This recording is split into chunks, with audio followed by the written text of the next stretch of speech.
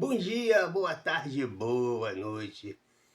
Depois de muito tempo, olha eu aí, aqui na telinha mais uma vez, né? Para a gente poder aqui falar um pouco do que está acontecendo no meio político, esses escândalos aí, tudo que está acontecendo, é uma coisa muito chata, triste.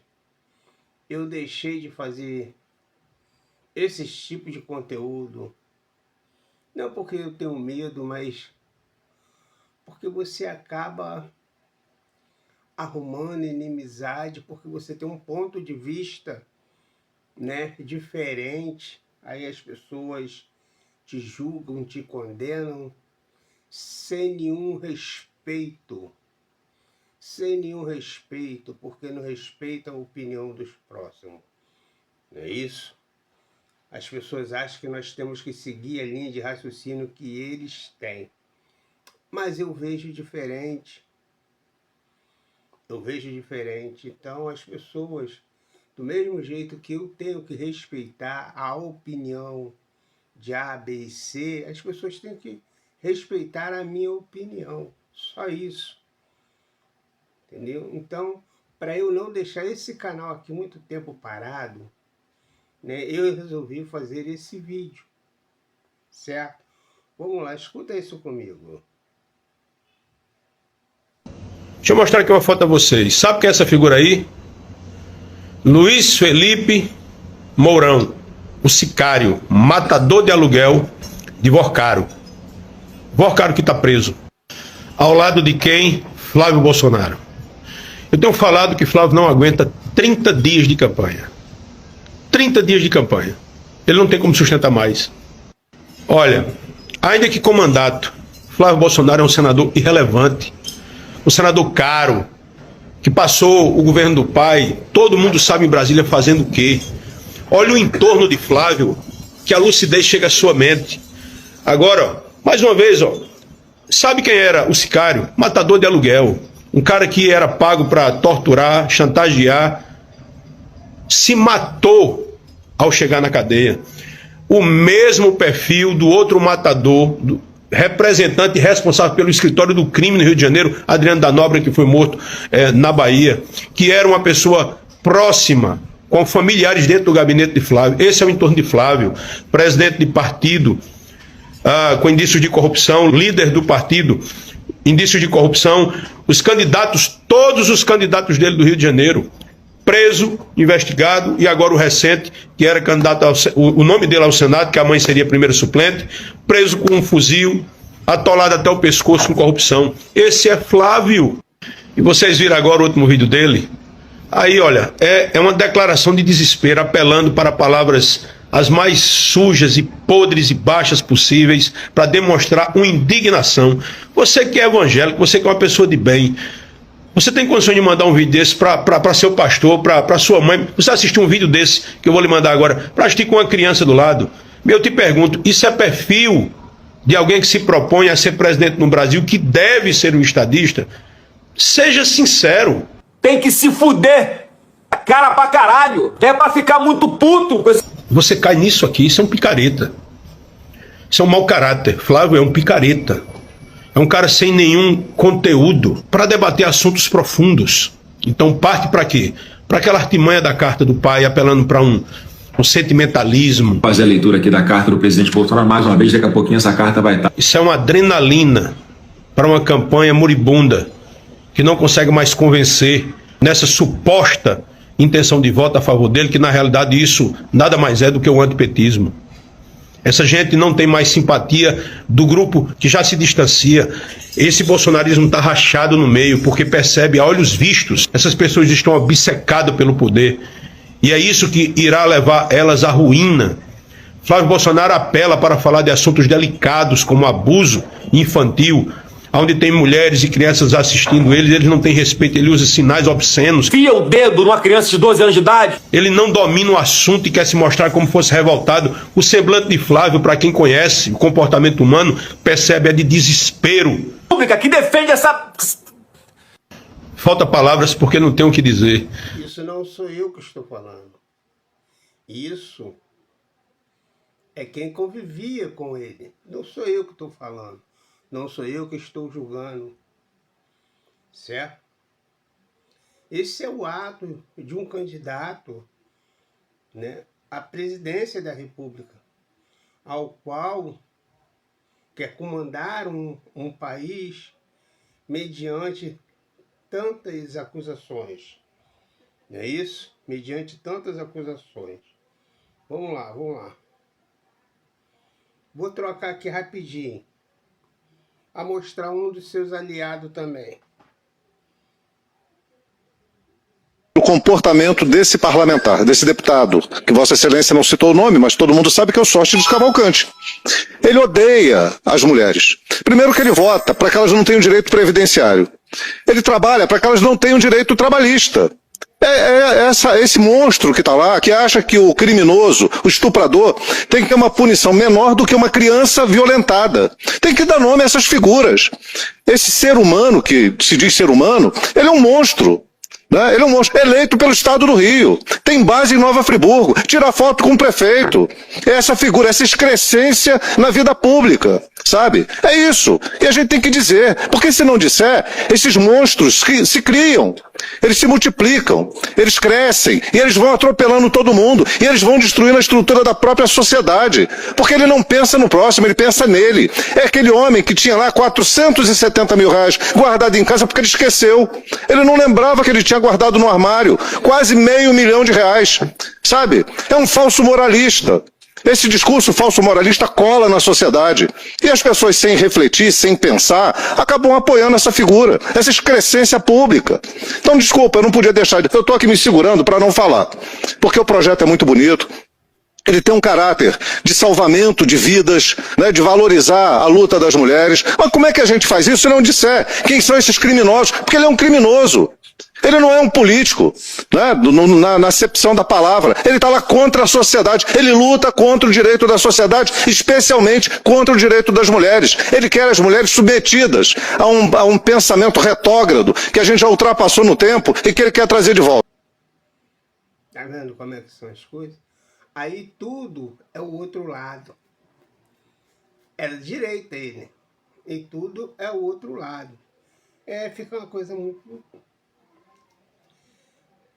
Ai, Senhor amado. Fazer o quê, né? Agora, essa aqui... Essas duas aqui que eu vou trazer são boas. Vamos lá.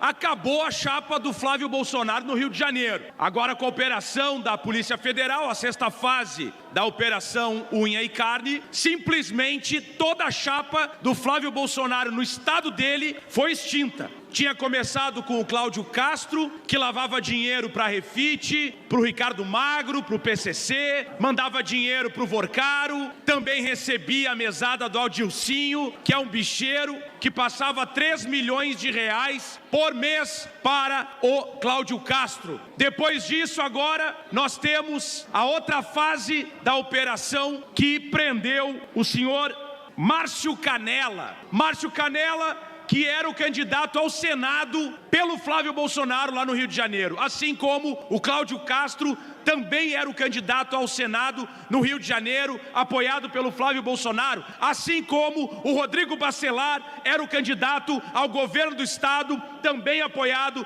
pelo Flávio Bolsonaro, preso por vínculos com o Comando Vermelho. Então toda a chapa do Flávio Bolsonaro, que tinha ele como candidato a presidente, o governador afastado, que seria o candidato, né, preso por vínculo com o Comando Vermelho, o candidato ao Senado inelegível, cassado e também está sendo investigado por vínculos com o Comando Vermelho e o PCC. Agora o outro candidato ao Senado também lavava dinheiro para o PCC, para o Comando Vermelho, e movimentou mais de 8 bilhões de reais lavando dinheiro do crime organizado nos postos de combustível. Quem defende Flávio Bolsonaro está passando pano para o crime organizado. Não há outra forma de entender o que está acontecendo no nosso país. Enquanto isso, Flávio Bolsonaro está lá nos Estados Unidos jogando contra o Brasil. Os empresários que estão lá estão dizendo que ele está atrapalhando. E ele diz o seguinte: não é um bom momento para taxação. Se ele diz que não é um bom momento, significa que ele considera que existe sim um outro momento que pode ser positivo. Ele está entregando o nosso etanol de mão beijada. É um dos pontos do acordo que ele quer firmar com Donald Trump. Prejudicar o nosso etanol, quer prejudicar o nosso PIX, quer entregar o nosso país, quer prejudicar os nossos empresários, que não queriam ele lá. Mas ele está lá sentado tentando negociar com Donald Trump, entregando o Brasil para tentar se favorecer aqui no processo eleitoral. Enquanto isso, todos os seus aliados estão envolvidos em casos escabrosos de corrupção e vínculo com crime organizado. Não é possível que a gente possa admitir isso, que a direita brasileira admita uma situação dessas. No estado dele, no Rio de Janeiro, todos os escândalos de corrupção levam a Flávio Bolsonaro. Até mesmo mansão de jogador de futebol, ele se apropriou, que é o caso do Richarlison. E mais, agora o Exército disse que não sabe onde estão 2 armas do Bolsonaro. Das 8 que ele tinha, 2 sumiram, desapareceram, evaporaram. E as pessoas acham isso normal. Armas... É isso aí. Vamos fechar isso aqui? Sem palavras, né? Sem palavras. Mais um pouquinho. Elas produziram aqui mais ou menos um cara crachado, os envolvidos. Vamos entender. O Rodrigo Bacelar era o cara que o grupo do Flávio Bolsonaro inicialmente queria ver como governador do Rio de Janeiro. Ele era presidente da Assembleia Legislativa do Rio. Rodou quando? Rodou quando a PF chegou na casa deste personagem. Tem uma foto dele que eu gosto muito, se a gente tiver na mão a gente bota, porque ela diz tudo sobre ele. O TH Joias era deputado estadual no Rio de Janeiro, foi preso por lavar dinheiro. Essa é a minha foto favorita, porque eu acho que ela diz tudo sobre ele. Ele foi preso por suspeita de lavagem de dinheiro pro Comando Vermelho, tá?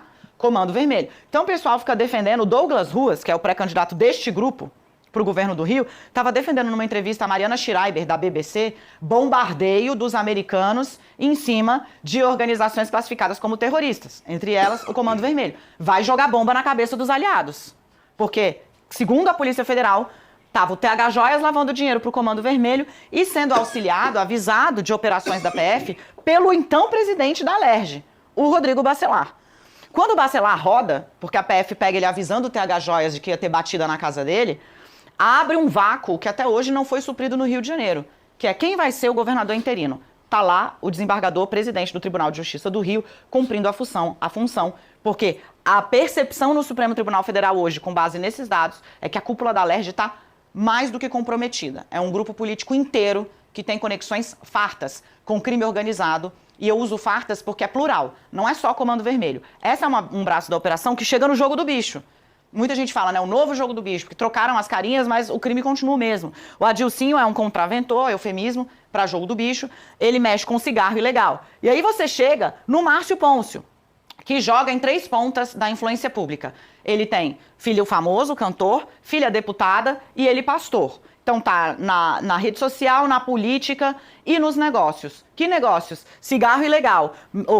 Cigarro, tabaco. Mesmo nicho em que corre o Adilcinho. Esses dois aqui numa mesma operação, porque, segundo a Polícia Federal, havia propina, pagamento de vantagem indevida para agentes políticos para beneficiar a atividade ilegal. Tem até suspeita de financiamento eleitoral irregular por debaixo dos panos para garantir favores, né, a esse nicho de negócios, digamos assim, da criminalidade, que são cigarros ilegais, contrabando e etc. E tá aqui Marco Antônio Cabral. A família de Sérgio Cabral volta ao noticiário político, desta vez de novo, nas páginas policiais, né? O filho do Sérgio Cabral não foi alvo de mandado de prisão, mas é alvo de uma busca e apreensão. A PF pega o TH Joias, arrasta o ex-presidente da Alerj, que era homem forte, de novo, este cara deveria ser governador do Rio, hoje, pelos planos do grupo do Flávio Bolsonaro e do ex-governador Cláudio Castro, e aí acaba desbaratando um novo setor de influência do crime organizado, não só Comando Vermelho com TH Joias e Rodrigo Bacelar, mas agora Jogo do Bicho. É tudo junto e misturado. É isso aí. Esse, né, é os candidatos que tem muita gente aí apoiando. É isso? As pessoas não gostam do presidente Lula. Ponto. Isso é fato. Isso é fato. Porque um homem que é socialista quer fazer por todo mundo e não pode fazer. É isso? Porque o topo de tudo são os colarinhos brancos e alguns empresários que querem sempre deixar a população mais vulneráveis na linha da pobreza, sendo escravos dessas pessoas. Vamos lá. Vamos lá. Olha isso.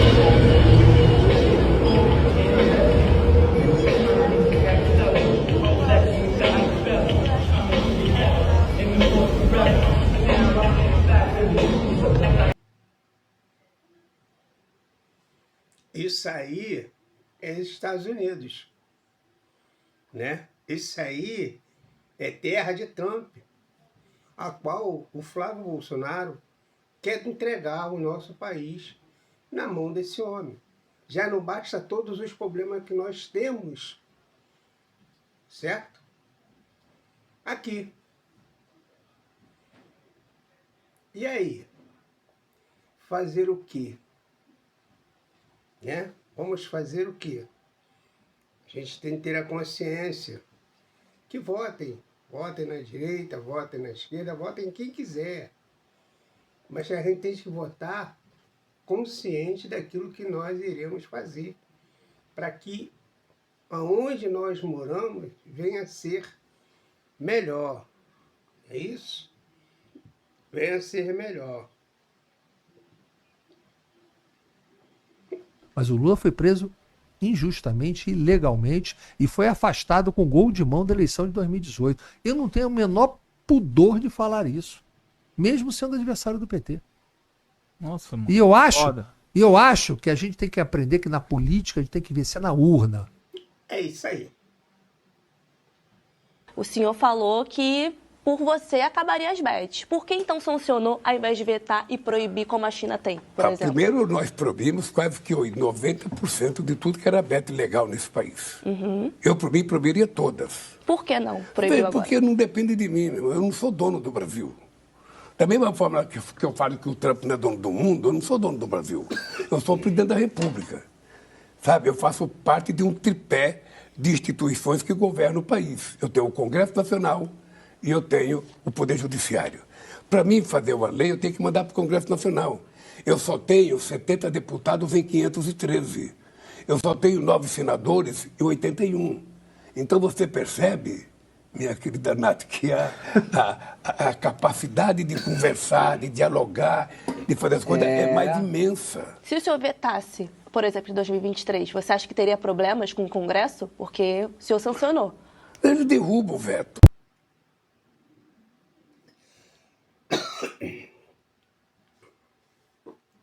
É isso aí. Aí acham que o homem, ele luta e trabalha sozinho. Sabemos que quem pautou, quem planejou, quem jogou tudo, né, foi a oposição do governo. Então, gente, forte abraço aí e fiquem com Deus. Estou aqui para escrachar ninguém, não estou aqui para... Isso aqui foi mais um vídeo para a gente poder ver que nem tudo é aquilo que a gente pensa que é. Certo? Fiquem com Deus e um forte abraço. Se quiserem deixar um comentário, amém. Fui.